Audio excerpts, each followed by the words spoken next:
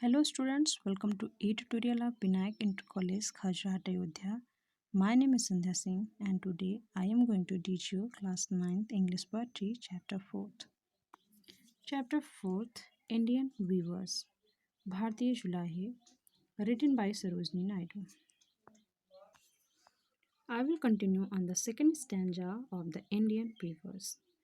Weavers weaving at fall of night, why do you weave a garment so bright? Weavers weaving at fall of night. In this stanza, the poetess asks, why do you weave a garment so bright?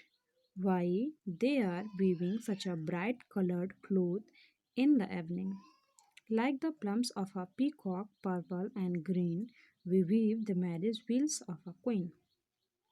As replied by the weavers, green and purple colored cloth like the wings of peacock was prepared for the marriage wheels, the marriage ceremony of a queen, which was a happy and colorful occasion.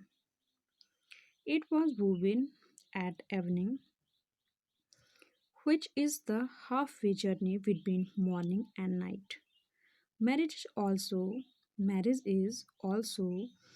the halfway journey between morning and night. Marriage is also the halfway journey in a man's life from birth to death.